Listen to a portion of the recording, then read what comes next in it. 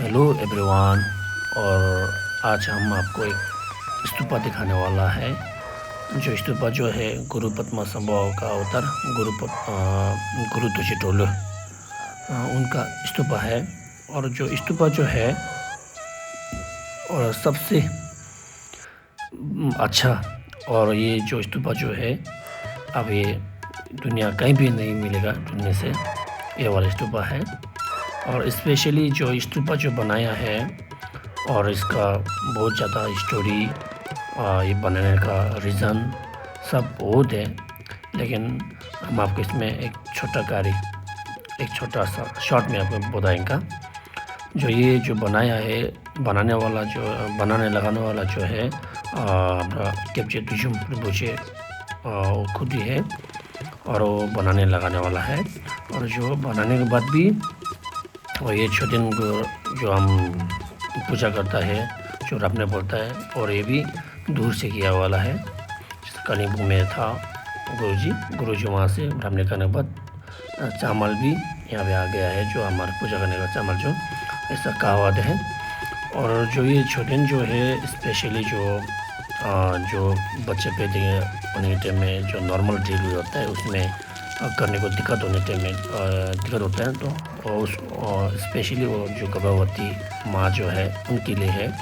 क्योंकि जो इधर में आने के बाद गर्भवती होने माँ को थोड़ा तकलीफ होता है ना, तो नॉर्मल डिलीवरी के लिए तो स्पेशली उनके लिए भी है। और जो अपना काम को जो बाधा करता है, जैसे कि जो हम देख नहीं पाता है, जो ऐसा भूत प्रेत एक बोला जाता है ना, तो वैसे से भी आप मुक्त कर सकता है। जैसे कि जो आपको कोई काला जादू ऐसा करके आपको थोड़ा नुकसान करता है ना, तो इसको भी आप ठीक कर सकता है। ये जो स्तूपा जो सबसे बड़ा कीमती है, और ये भी वन पीस है। ये संसार में आपको दूसरा कहीं जगह नहीं मिलेगा, सिर्फ आपको ये मिलने का सिर्फ है हमारा इधर उड़ीसा में है।